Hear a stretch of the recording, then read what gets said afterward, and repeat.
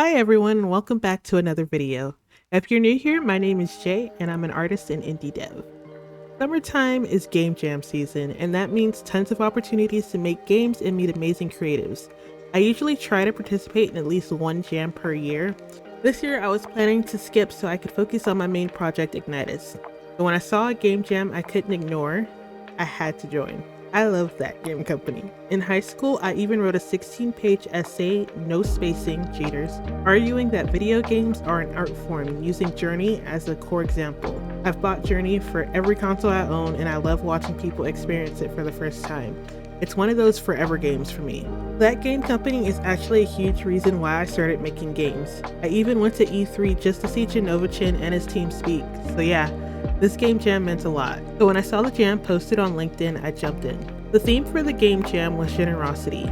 I knew I wanted to work solo, so I kept the game simple and focused more on visuals and storytelling. I also wanted to make something that might catch That Game Company's attention.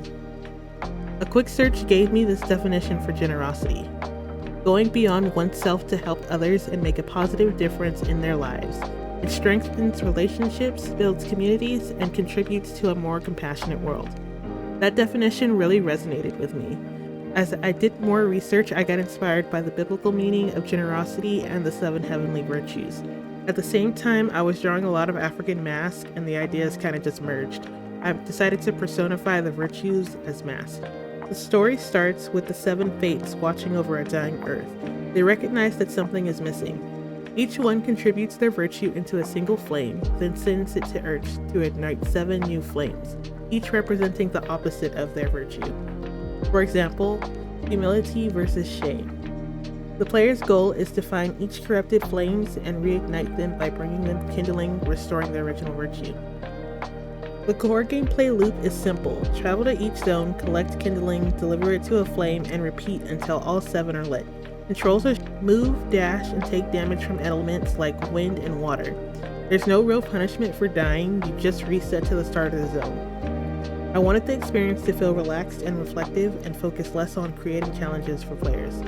Originally, I wanted players to be able to press a button to trigger a sound, either revealing nearby kindling, lighting a path, or harmonizing with the flame, but I kept the feature to save time, especially since I couldn't line up original music. The player begins in darkness at the center of the world. The first area, the windy zone, acts as a tutorial. From there, players can decide if they want to go clockwise or counterclockwise. Here's what I used to create the game. I originally reached out to a composer for custom music, but I didn't follow up in time. The opening ending scene art was built using Canva, where I did end up using some of their 2D art, like the star representing them crafting the flame and the planet in the opening and closing scenes. But I plan to do those later. I also used ChatGPT for some of the coding. Most of the logic was simple, but for tricky parts, I didn't want to burn time debugging. I leaned on it, saved time, and reduced stress. I still read, edited, and understood the code. It wasn't a copy-paste job. It even helped me optimize a few things. The total time spent was about 60 plus hours over 19 days, at least based on the footage I recorded. The last 48 hours were especially rough. I ended up pulling a 24-hour work session to finish. I didn't stick to my usual workflow. Normally, I outline every asset and feature I need, then follow a set phase schedule: concept, code, art, audio, and polish. This time I bounced between tasks to stay fresh and avoid burnout, which actually did help. But even with a more flexible workflow, I ran into some unexpected technical challenges that nearly derailed the final submission. One of the hardest parts was controller integration. I didn't get it working until the final day. I watched 3 different tutorials before it clicked, but once it did, the game felt right with the controller. Another challenge was duplicating animated fans across zones. The animation kept resetting their position, so I had to create a parent object and then apply the animation through that. The most terrifying challenge I had was trying to upload the game to itch.io.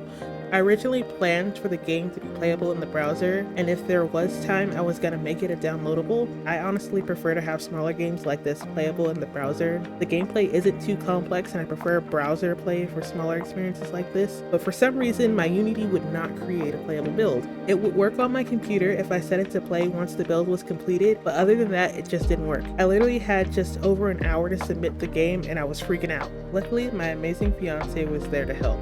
He also couldn't figure it out, so he just made the download file for me to upload. Most of my time went into polishing visuals and ensuring the game felt clean and complete. I neglected the title screen and other UI elements, which I regret, but I prioritized making the core gameplay feel polished and immersive. My goal was for players to feel like they were playing something complete, even if the menus didn't look the best. I took about a week off during the jam to rest, mostly just listening to music and avoiding screens.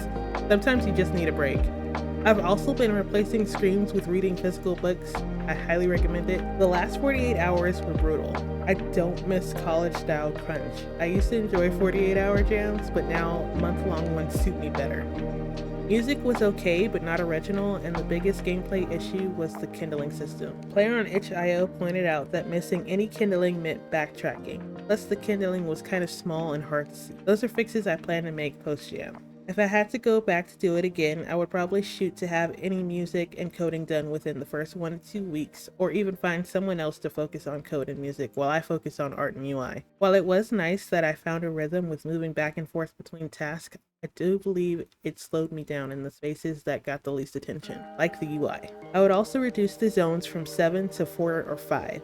I think the game is a bit too long. It takes about 30 minutes to get through. The gameplay loop is very simple and starts to feel repetitive around the second or third zone. I tried to alleviate this by adding obstacles, but they are few and far between to make an impact and don't really do much to refresh the gameplay loop for the players.